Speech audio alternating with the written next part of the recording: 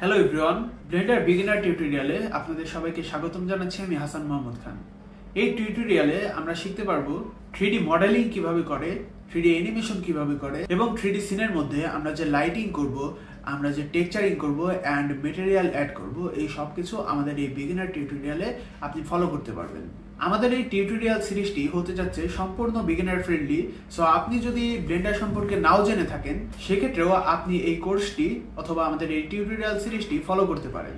So আমাদের এই tutorial সিরিজে আমরা প্রথমেই যেটা করব সেটা হচ্ছে 3D মডেলিং। অ্যান্ড তার আগে আমি আপনাদেরকে 3D সফটওয়্যার অর্থাৎ ব্লেন্ডার সম্পর্কে সম্পূর্ণ একটা আইডিয়া দিতে চলেছি, যে আইডিয়াটা আপনারা আমার কাছ থেকে পেয়ে যাবেন এই টিউটোরিয়াল সিরিজে, যেখানে আমি ইন্টারফেস অ্যান্ড যেসব টুলগুলো আছে সেগুলো নিয়ে কথা বলবো। তো চলুন শুরু করা যাক।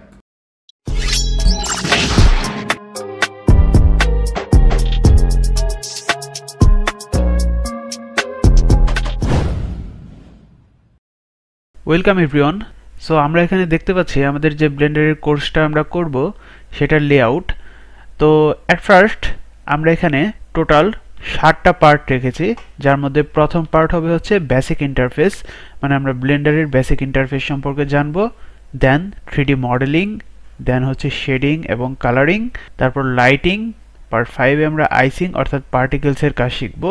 পার্ট 6 ইমেজ রেন্ডারিং, অর্থাৎ আমরা ব্লেন্ডার থেকে একটা ছবি কিভাবে রেন্ডার আউট করে বের করব সেটা। আর পার্ট 7 মানে আমাদের শেষ যে পার্টটা, সেটা হবে হচ্ছে অ্যানিমেশন ভিডিও করা। সো আমরা এখন ব্লেন্ডার সফটওয়্যারটা অন করে নেব। তো ব্লেন্ডার সফটওয়্যার অন করার পর আপনারা এরকম একটা ইন্টারফেস দেখতে পারবেন। আর এর আগে যদি আপনারা কোনো পেজ দেখতে পারেন, তাহলে সেটা যেভাবে ডিফল্ট দেওয়া থাকবে সেভাবেই সেটাকে আপনি জাস্ট ক্লিক করে আগিয়ে যাবেন। তারপর এখানে জেনারেলে ক্লিক করব আমরা, যেহেতু আমরা 3D অ্যানিমেশন করব।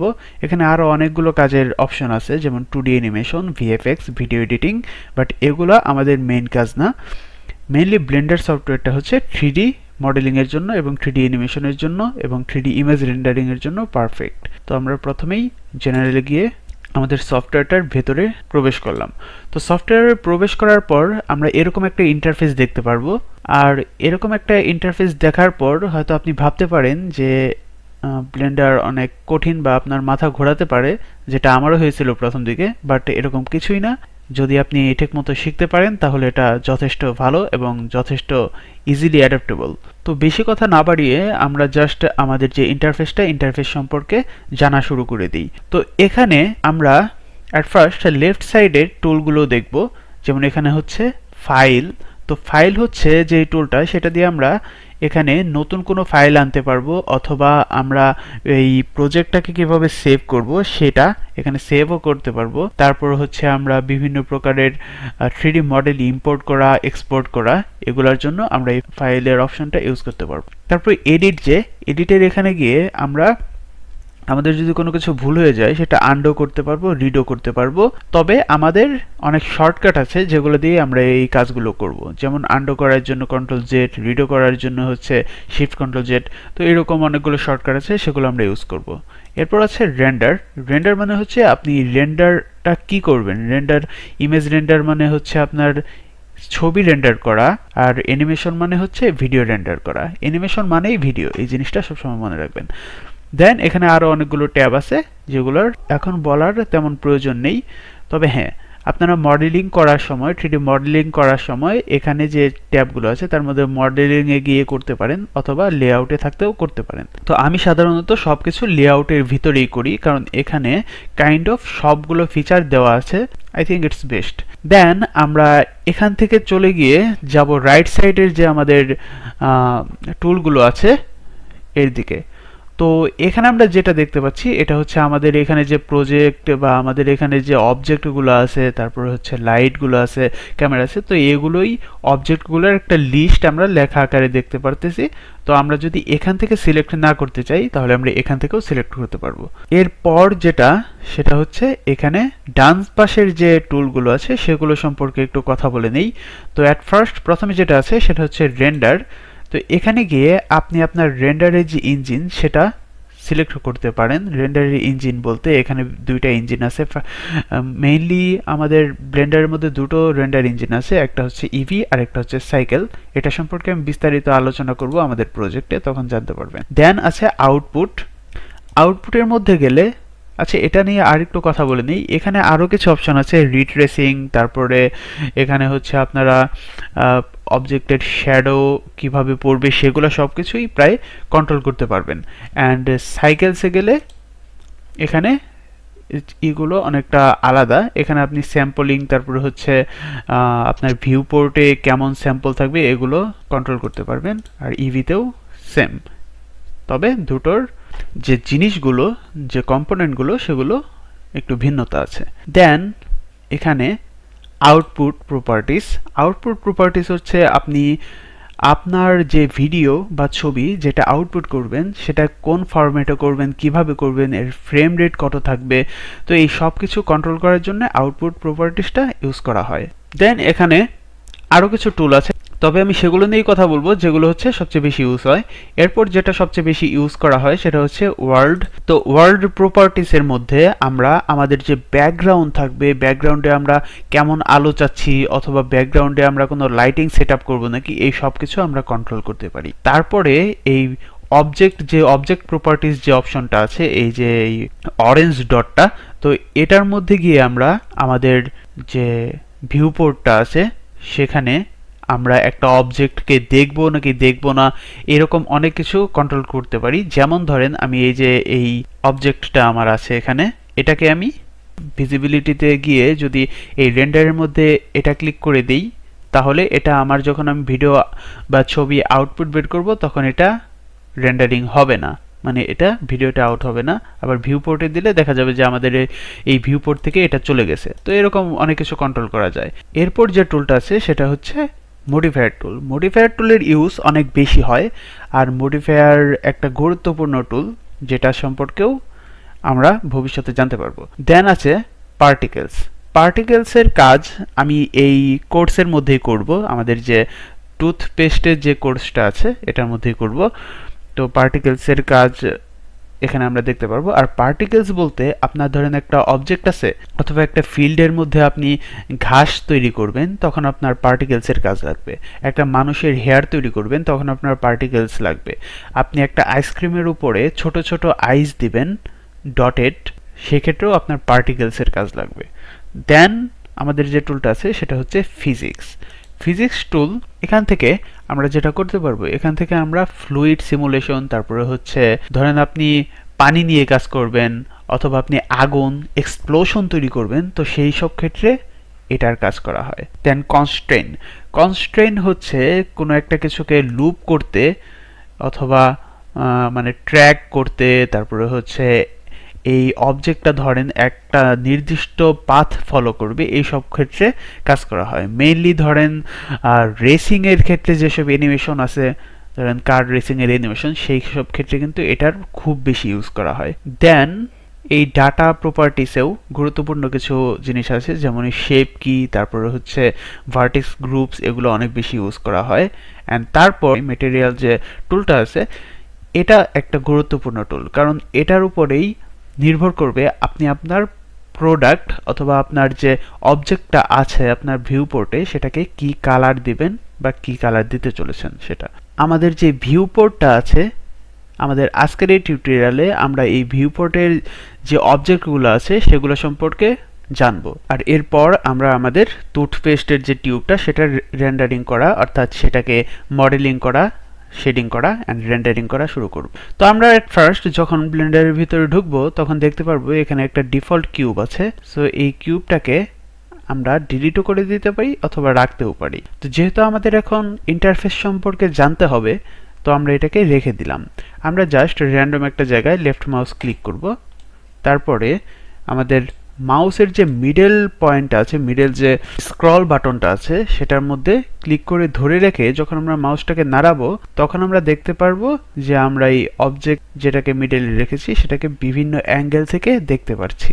এরপর আমরা যদি এটার কাছে যেতে চাই তাহলে কি করতে হবে, তাহলে আমরা আমাদের এই যে মাউসের স্ক্রল বাটনটা সেটাকে জাস্ট উপরের দিকে ঘোরালেই আমরা এর কাছে যেতে পারবো, আবার পেছনের দিকে ঘোরালে আমরা পেছনে যেতে পারবো।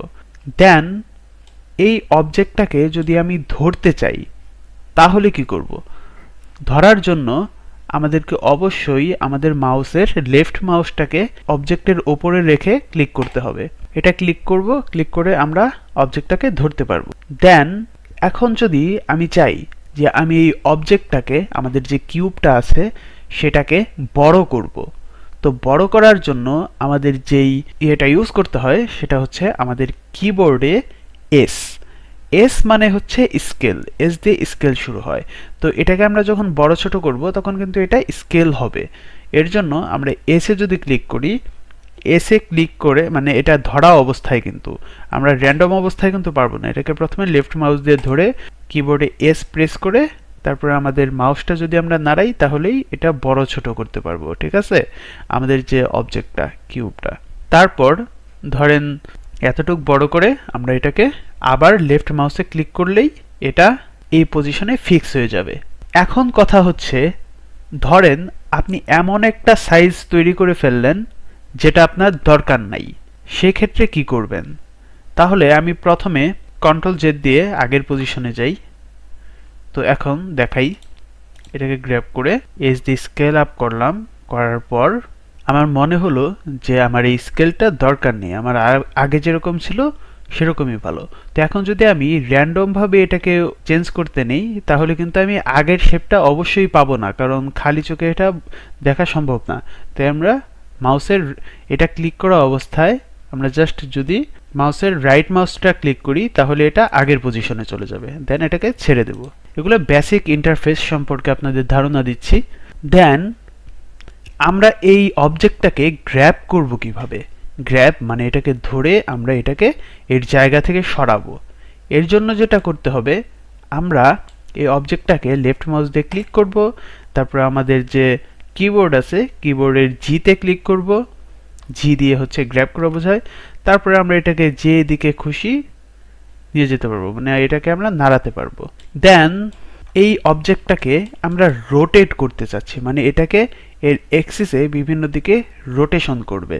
তো এর জন্য কি করতে হবে? এর জন্য আমরা এটাকে ধরে আমাদের যে কিবোর্ডে আর এ ক্লিক করব, আর এ ক্লিক করে এটাকে রোটেট করতে পারবো। তো এখন জিনিসগুলো কাইন্ড অফ র্যান্ডম ভাবে হচ্ছে, কিন্তু আমরা এটাকে একটা গোছানো ভাবে চাই। যেমন ধরেন আমরা চাচ্ছি এই অবজেক্টটাকে জাস্ট ডান পাশে নিয়ে যাব, মানে এটা উপরেও যাবে না নিচেও যাবে না, জাস্ট ডান পাশে যাবে। তাহলে কি করতে হবে? তাহলে আমরা এটাকে ক্লিক করার পর জি দিয়ে গ্র্যাব করব, গ্র্যাব করার পর আমাদের যে গ্রিন লাইনটা আছে সেটা হচ্ছে ওয়াই অ্যাক্সিস আর রেড লাইনটা হচ্ছে এক্স অ্যাক্সিস।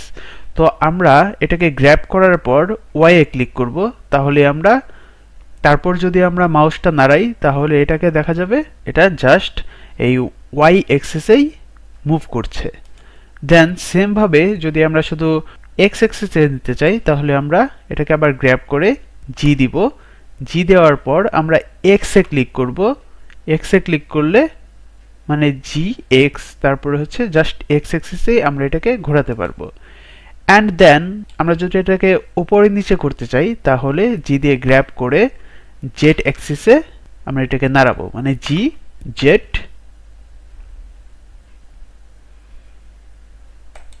এভাবে।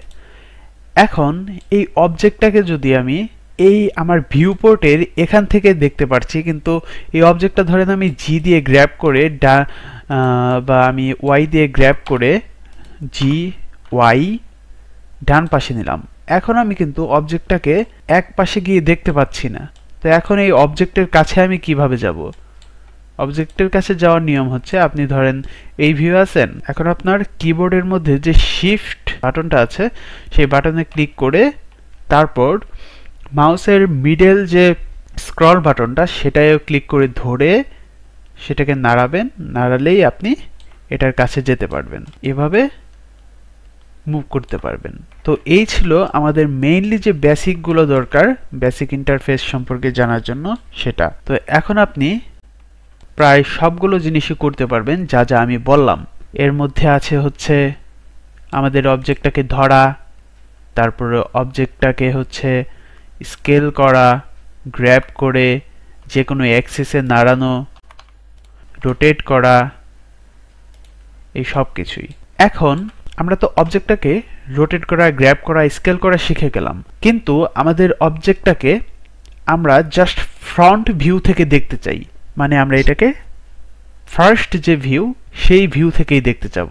তো এর জন্য আমাদের নাম্বার প্যাড যে আছে, আপনার কিবোর্ডের যে নাম্বার প্যাড আছে সেখানে গিয়ে আপনি জাস্ট 1-এ ক্লিক করবেন।